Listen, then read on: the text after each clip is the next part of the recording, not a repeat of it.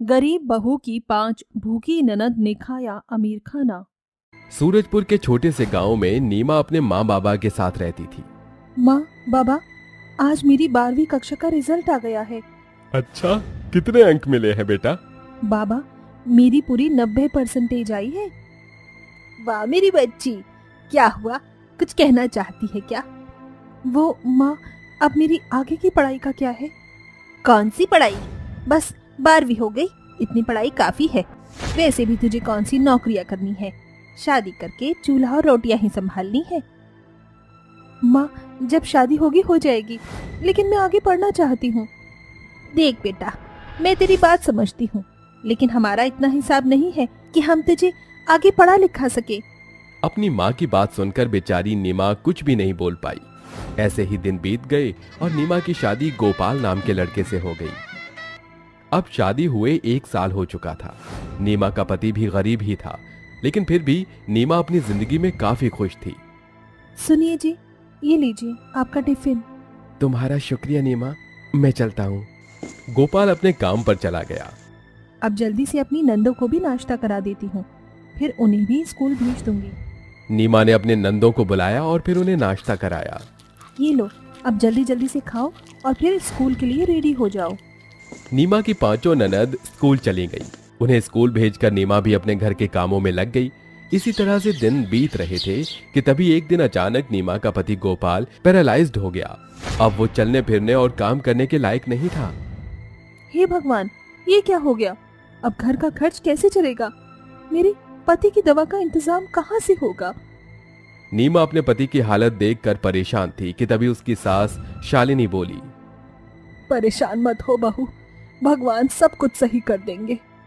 माँ, भगवान भी तो कोशिश करने वालों का ही साथ देते हैं, है ना? सही कहा, लेकिन हम लोग भगवान पर भरोसा रखने के सिवा और कर भी क्या सकते हैं? माँ, अगर आप मुझे इजाजत दें तो क्या मैं बाहर जाकर नौकरी कर लूं? इससे मेरी पढ़ाई भी काम में आ जाएगी और घर का खर्च भी चल जाएगा। ठीक है। शुक्रिया माँ, आप सभी पहले खाना खा लीजिए, उसके बाद में काम की तलाश में मैं निकल जाऊंगी। नीमा ने अपनी नंदों को खाना खाने के लिए बुलाया और एक कटोरी में अपनी सास को भी खाना परोसा। भाभी, आज खाने में क्या है? खिचड़ी। फिर से खिचड़ी? मुझे नहीं खानी। बस आज ये खाना और खा लो, कल पक्का हम लोग अच्छा खाना खाएंगे। नीमा ने किसी तरह अपने 5 नंदों को खाना खिलवा दिया। उसके बाद उसने अपने पति को खाना खिलाया और फिर वो काम की तलाश में निकल गई। नीमा ने एक रेस्टोरेंट में रिसेप्शनिस्ट की जॉब के लिए अप्लाई किया। जी, क्या आप मुझे इस नौकरी के लिए रख सकती हो? देखो बहन, हमें हर काम प्रोफेशनल तरीके से करना पसंद है। पहले तुम हमें अपनी डिग्री दिखाओ, उसके बाद ही मैं तुम्हें बताऊंगा। मेरे पास डिग्री तो नहीं है। डिग्री नहीं है? जी, लेकिन मैं 12वीं पास हूँ और पढ़ना लिखना भी बहुत अच्छे से जानती हूँ। मेरा नौकरी करने का कोई सपना तो था नहीं, बस मेरे पति के अचानक मोहताज हो जाने की वजह से मुझे ये काम करना पड़ रहा है। प्लीज आप मुझे ये नौकरी पर रख लीजिए ना। देखो बहन, माना तुम्हारी कहानी बहुत दुख भरी है, लेकिन फिर भी मैं किसी डिग्री वाले इंसान को ही अपने यहाँ नौकरी पर रखूंगा। आप कहीं और काम ढूंढ लो। बेचारी नीमा उदास होकर वहां से आ गई। उसने और भी काफी जगहों पर जॉब के लिए अप्लाई किया, लेकिन कहीं से भी बात नहीं बनी। आज मुझे पढ़ाई की असली अहमियत समझ आ रही है। एक औरत के पास भी इतनी कला ही तो होनी ही चाहिए कि अगर कभी उसकी स्थिति खराब हो तो वो किसी के आगे हाथ न फैलाए। नीमा खुद से ही बातें करती हुई चल रही थी कि तभी उसे एक औरत दिखाई दी जो अपने बेटे के साथ जा रही थी। हाँ हाँ बिल्कुल, मैं सारा काम आपको टाइम से भेज दूंगा। जी जी जी।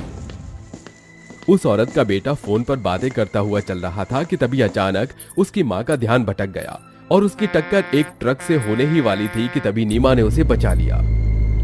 संभाल के। तभी वहां उसका बेटा भी भागता हुआ आया। माँ, माँ आप ठीक तो हो? मैं बिल्कुल ठीक हूँ। वो तो शुक्र हो इस बच्ची का जो इसने मेरी जान बचा ली। कोई बात नहीं, ये तो मेरा फर्ज था। अरे आपका बहुत बहुत शुक्रिया। अरे तुम? वो दोनों एक दूसरे को देखकर चौंक गए। तुम आशीष हो ना? हाँ, और शायद तुम नीमा हो, है ना? हाँ, तुमसे इतने समय बाद मिलकर अच्छा लगा। नीमा और आशीष दोनों बचपन में अच्छे दोस्त थे। वो दोनों एक ही स्कूल की एक ही क्लास में पढ़ते थे। क्या हुआ, तुम कुछ परेशान लग रही हो? कुछ नहीं। नहीं बेटा, तुम्हारा चेहरा साफ बोल रहा है कि तुम परेशान हो। चलो जल्दी से हमें बताओ कि क्या बात है। वो उनके बार बार बोलने पर नीमा ने उन्हें अपनी सारी परेशानी बता दी। सारी बात सुनकर आशीष बोला, मेरी सोच तो यह है कि काबिल इंसान को डिग्री की जरूरत नहीं होती है, और जहां तक मैं तुम्हें जानता हूं तुम मेरी कंपनी में बहुत अच्छे से काम कर सकती हो। मैं ऐसा करके तुम पर एहसान नहीं कर रहा हूं, लेकिन अगर तुम मेरी कंपनी में काम करोगी तो मुझे भी अच्छा लगेगा। बोलो, तुम करोगी? नीमा ने थोड़ा सोचा और फिर उसने काम के लिए हाँ कर दी। अगले दिन वो काम पर गई और उसने काफी अच्छे से काम संभाला, जिसे देख आशीष भी बहुत खुश हुआ। इसी तरह उसे काम करते हुए कुछ दिन बीत गए। अब उनके घर के हालात भी थोड़े थोड़े संभल चुके थे। एक दिन आशीष और उसकी मां नीमा के घर आए। अरे आप आइए। तो ये तुम्हारा घर? यहाँ पर तो बहुत शांति है। हम यहाँ तुम्हारे पति की तबीयत पूछने आए थे। अच्छा किया, अब बैठिए, मैं चाय लेकर आती हूँ। नीमा चाय बना ही रही थी कि तभी उसकी सबसे छोटी नंद अंशी भागती हुई आई और बोली, भाभी खाना तो बहुत भूख लगी है, अभी देती हूँ। नीमा ने चाय बनाई और अपनी नंद को दाल और रोटी निकाल कर दे दी। अंशी आशीष के हाथ में पकड़ी चाय को देखे जा रही थी, जिसे देख आशीष सब समझ गया। अरे इधर आओ। मैं? हाँ हाँ तुम, ये लो, इसे तुम पी लो। अरे पर हाँ कोई बात नहीं। कुछ देर बाद वो दोनों वहां से उठकर चले गए। रास्ते में जाते जाते आशीष उस मासूम बच्ची का चेहरा भुला नहीं पा रहा था, तो उसने एक फैसला लिया। अगले दिन आशीष और उसकी माँ हाथों में बहुत सारा खाने का सामान लिए नीमा के घर पहुंचे। अरे आप दोनों फिर से? और ये सब क्या है? हाँ, ज्यादा सवाल मत करो और आकर ये केक काटो। केक? अरे अब आ भी जाओ चार्टेड अकाउंटेंट जी। खाने की खुशबू सूंघकर नीमा की सास और नंदे भी वहां खिंची चली आई। वहां केक था, पिज्जा, बर्गर, चिकन और भी बहुत सी चीजें थी जो गरीब लोग बस अपने सपनों में ही खा सकते थे। वाह, ये सब क्या है? भाभी, क्या मैं इसमें से थोड़ा सा ले लूं? अभी लेना, पहले अपनी भाभी को केक काटने दो। नीमा, मुझे तुम्हारा काम बहुत अच्छा लगा और मैंने तुम्हारा प्रमोशन सीए की पोस्ट पर कर दिया है। सच? हाँ, और ये पार्टी उसी की खुशी में है। अब जल्दी केक काटो।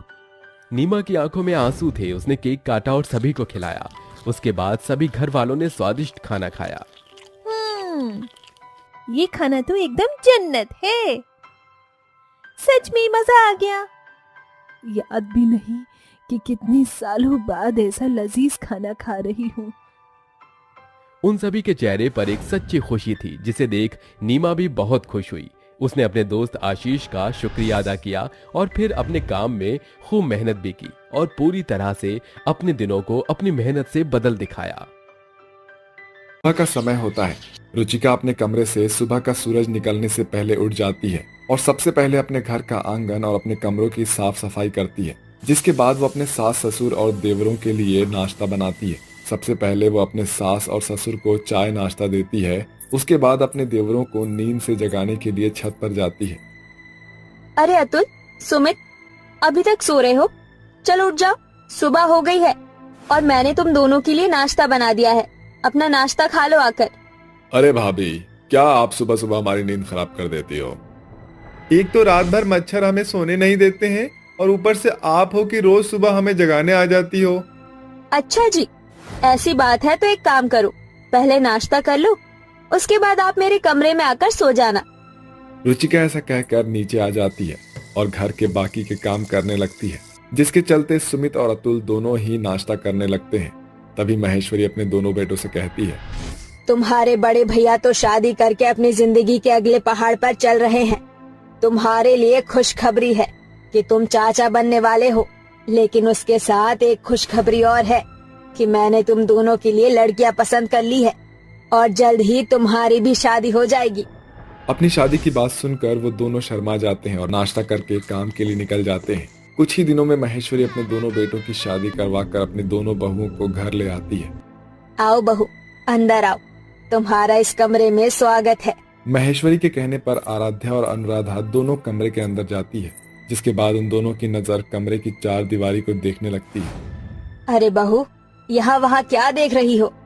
माँ जी, कमरा कुछ ज्यादा ही छोटा नहीं है? वैसे हमारा कमरा कहाँ है? हम दोनों बहनें बहुत ज्यादा थक गई हैं माँ जी। थोड़ी देर आराम करेंगे तो थकावट उतर जाएगी। हाँ हाँ, क्यों नहीं, ये तुम्हारा ही तो कमरा है। इस कमरे में तुम तीनों बहुओं को अब एक साथ रहना है। ये सुनकर रुचिका तो हैरान ही थी, वहीं आराध्या और अनुराधा दोनों भी अचंभित रह जाती है। क्या कहा? एक कमरे में दो? अरे नहीं, दो नहीं बल्कि तीन बहू रहेंगी। माँ जी, आप ये कैसी बातें कर रही हो?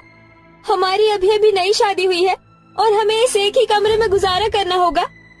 तुम तो जानती हो बहू, हम इतने रईस लोग तो है नहीं, इसलिए जितना है उतने में ही गुजारा करना होगा। ऐसा कहकर महेश्वरी वहां से चली जाती है। देखते ही देखते रात का समय हो जाता है, जिसके चलते रुचिका ग्लास का दूध लिए अपने पति अंशुल के पास आती है और उससे कहती है, अजी आप अपना ये दूध पी लीजिए और उसके बाद अपने दोनों भाइयों के पास ऊपर छत पर पहुंच जाइए।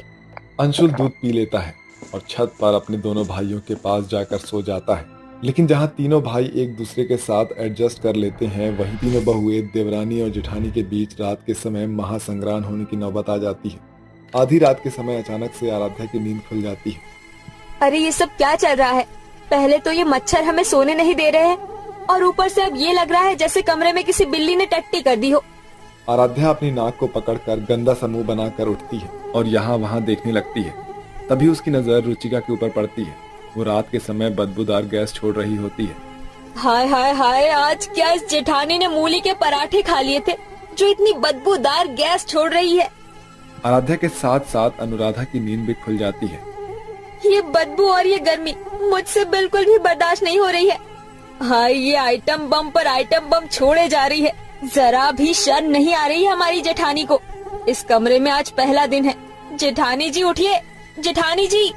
आराध्या के उठाने पर रुचिका हैरानी के साथ उठती है। क्या हुआ, क्या हुआ? सब कुछ ठीक तो है ना? क्या हुआ? तुम दोनों सो क्यों नहीं रही हो? अरे कैसे सोएंगे? तुम तो घोड़े बेचकर सो गई हो और ऊपर से जहरीली गैस पर गैस छोड़े जा रही हो। बाबा रामदेव की गोली खा ली थी क्या? ये तो पापी पेट का सवाल है। तुम तो जानती ही हो मैं गर्भवती हूँ और ऐसे टाइम पर गैस निकलना आम बात है।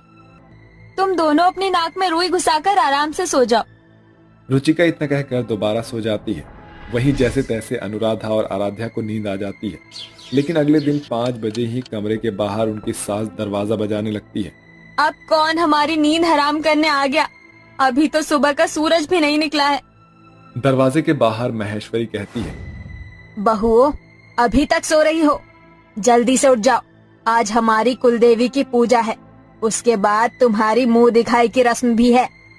महेश्वरी के कहने पर उसकी दोनों नई बहू उठ खड़ी होती है और कुलदेवी की पूजा के लिए तैयार हो जाती है। पूजा संपन्न होने के बाद उनकी मुंह दिखाई की रस्म होती है, जिसमें सभी मेहमान उन्हें नेक देकर जाते हैं। आखिरी में एक बूढ़ी काकी आती है और दोनों का चेहरा देखकर उन्हें आशीर्वाद देते हुए कहती है, अरे बहू तो पूरा चांद का टुकड़ा लग रही है। बस जितनी जल्दी हो सके हमें हमारी बड़ी बहू की तरह खुशखबरी सुना देना तुम दोनों।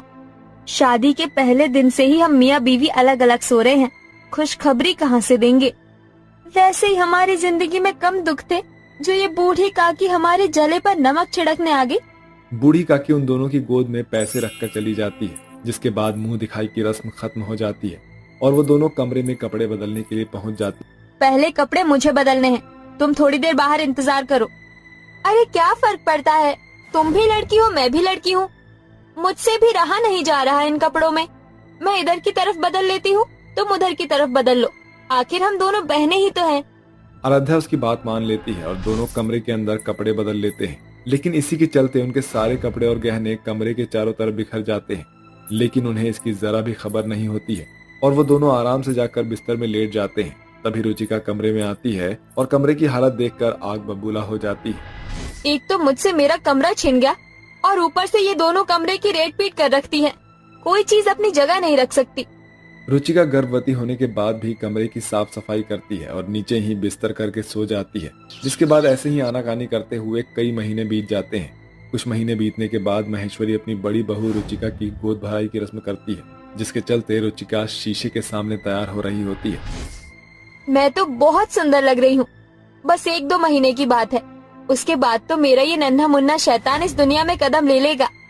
अगर आपका श्रृंगार खत्म हो गया हो तो हम दोनों को भी तैयार होने दो। जब से इस घर में आए हैं तब से बिस्तर भी एक, कमरा भी एक, शीशा भी एक, बाथरूम भी एक, हर चीज एक ही एक है, जिसके चलते इतना कॉम्प्रोमाइज करना पड़ रहा है। अनुराधा की ये बात सुनकर रुचिका कुछ नहीं कहती और चुपचाप साइड हो जाती है। वहीं अनुराधा और आराध्या के बीच झगड़ा शुरू हो जाता है, जिसके चलते रुचिका को एक धक्का लग जाता है और वो पेट के बल गिरने ही वाली होती है, लेकिन तभी वहां पर अंशुल आ जाता है और उसे संभाल लेता है। भगवान का लाख लाख शुक्र है कि तुम गिरने से बच गई, नहीं तो आज अनर्थ हो जाता। बहू, तो ठीक तो है ना? कहीं चोट तो नहीं लगी? माँ जी, कुछ नहीं हुआ, सब कुछ ठीक है। ये कहते ही महेश्वरी अपनी दोनों छोटी बहुओं को डांटने लगती है। अगर अभी मेरा बेटा यहाँ ना आया होता तो आज मेरी बड़ी बहू के साथ उसके बच्चे की भी जान चली जाती। तुम दोनों ने जरा भी उसके बारे में नहीं सोचा। अरे तुम दोनों पढ़ी लिखी हो और समझदार हो, कम से कम इतना तो समझना चाहिए कि अभी हम लोग गरीब हैं और तुम्हारे लिए कमरा ले नहीं सकते, लेकिन तुम्हारे पति और मेरे तीनों बेटे दिन रात मेहनत तो कर रहे हैं। महेश्वरी की बात सुनकर दोनों को अपनी गलती का एहसास होता है। हमें माफ कर दीजिए माँ जी, आज के बाद हम ऐसा कभी नहीं करेंगे।